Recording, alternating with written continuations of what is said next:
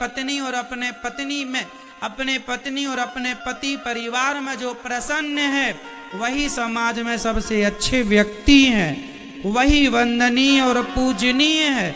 जो अपनी पत्नी और अपना पति छोड़कर यहाँ वहाँ मुंह मारते हैं, ऐसे लोग कुलटा होते हैं।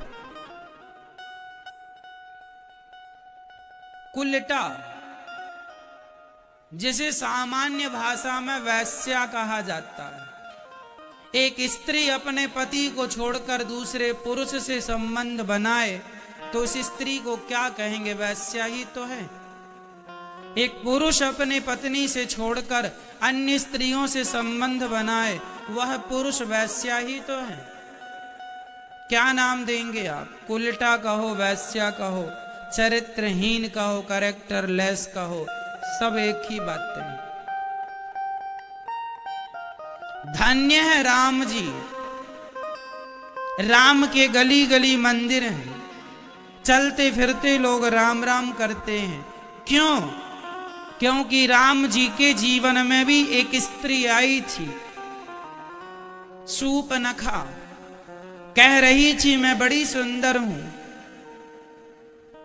आज का सामान्य पुरुष होता इतना बलशाली तो शायद अपनी पत्नी से कह देता चुपचाप बैठना, मेरी मर्जी, मैं इससे भी शादी करूंगा क्योंकि ये तैयार है।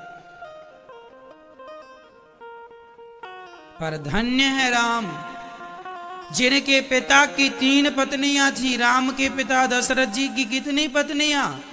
3। उस जमाने में तो राजा महाराजाओं की 10-10 भी हुआ करती थी पत्नियां। राम जी चाहते तो 100 पत्नियां कर लेते, लेकिन धन्य है राम मर्यादा पुरुषोत्तम, अपनी पत्नी एक सीता के सिवा स्वप्न में भी कभी किसी नारी की तरफ देखा नहीं है। सारा जीवन ये राम की मर्यादा है, ये राम का चरित्र है।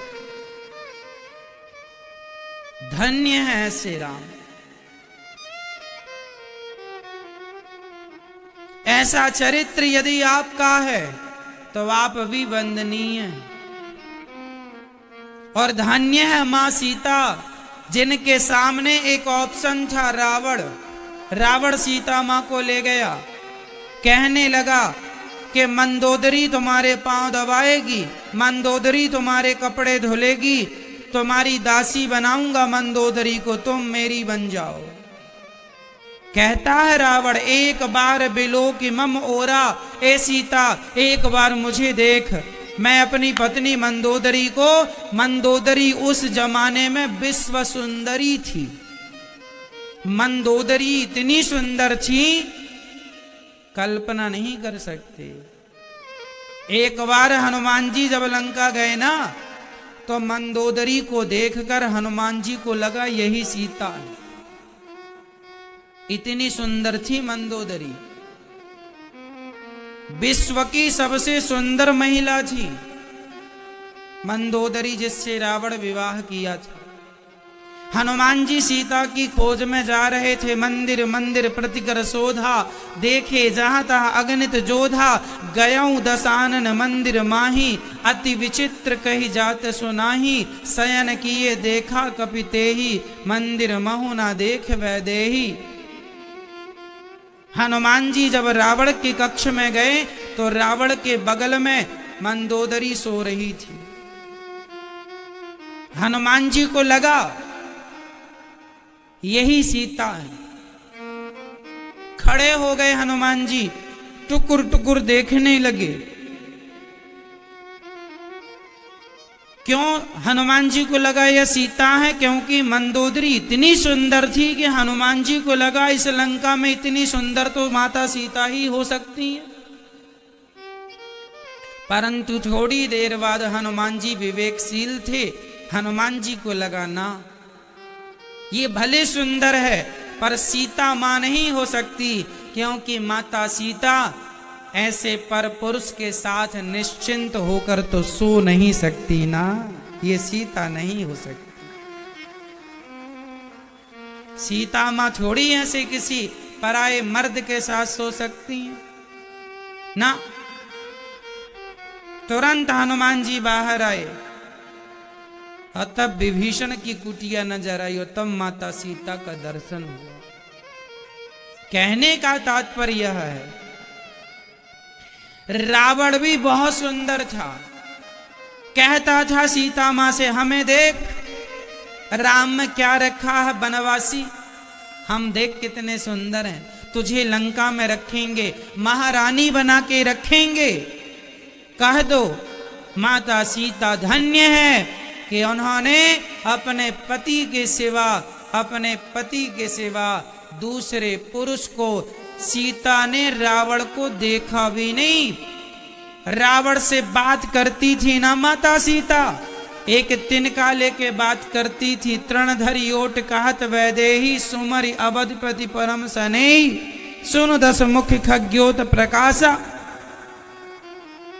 ए रावण सुन, तिनका को देखती और बात रावण से करती। मतलब भारत की नारी ऐसी है कि अपने पति के सिवा सामान्य वार्ता में भी वो किसी पुरुष का दर्शन नहीं करना चाहती। ये मर्यादा है। माता सीता ने इस मर्यादा का खूब पालन किया और सीता मां के जीवन में भी रावण जैसा पुरुष आया, पर माता ने नकार दिया। राम के जीवन में शूर्पणखा जैसी स्त्री आई, राम ने नकार दिया। जो अच्छे गृहस्थी हैं वो यही शिक्षा प्राप्त करें कि ना तो पत्नी को किसी पुरुष को देखना है, ना पुरुष को किसी स्त्री को देखना है। अपनी पत्नी और अपने पति में ही प्रसन्न रहना है, चाहे वो कैसे भी हो। पति कैसा भी हो, पत्नी कैसी भी हो, उनके साथ खुश रहो।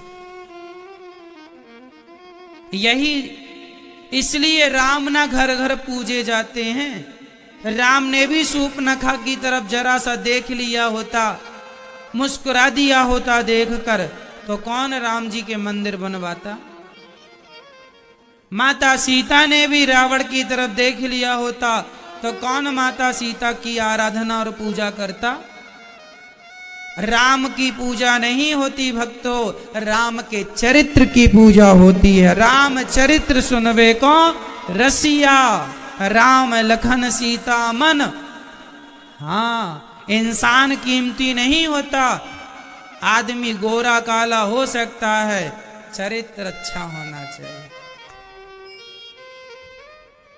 कीमत किसकी है? कोई बहुत सुंदर स्त्री हो या बहुत सुंदर पुरुष हो, पर चरित्र का खोटा हो तो आप देखने जाएंगे? बोलो।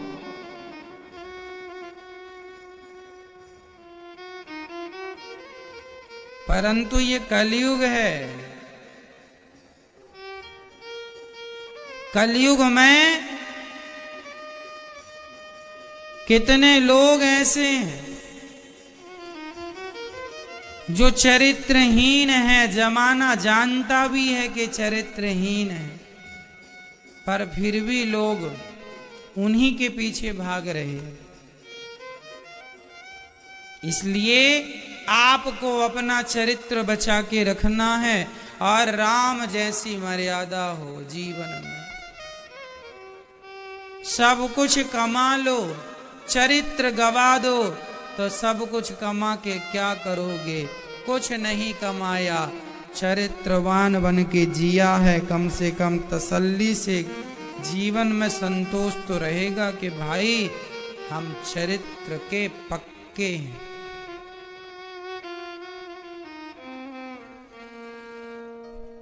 इसलिए पत्नी के लिए पति कैसा भी हो तुम्हारा भगवान है, पति के लिए पत्नी कैसी भी हो तुम्हारी लक्ष्मी है, तुम्हारी देवी है। इसलिए प्यार से रहो, खुश रहो, अपनी लाइफ में प्रसन्न रहो।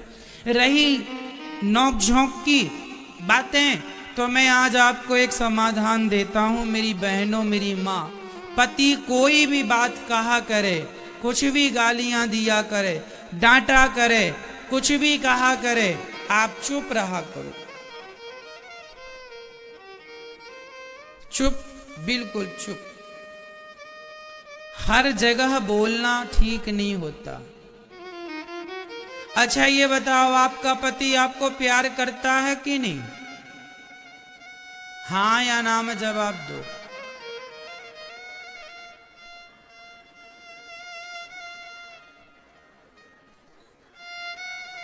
क्या आपका पति आपको प्यार करता है? हाँ या ना? जोर से, और जोर से, और अच्छा वाला हाँ बोलो। हाँ ऐसा वाला बोलो। लगता है कम लोगों के पति प्यार करते हैं, इसलिए कम लोगों के मुंह से हाँ निकल रहा, नहीं कई लोग उसमें बोल रहे ना।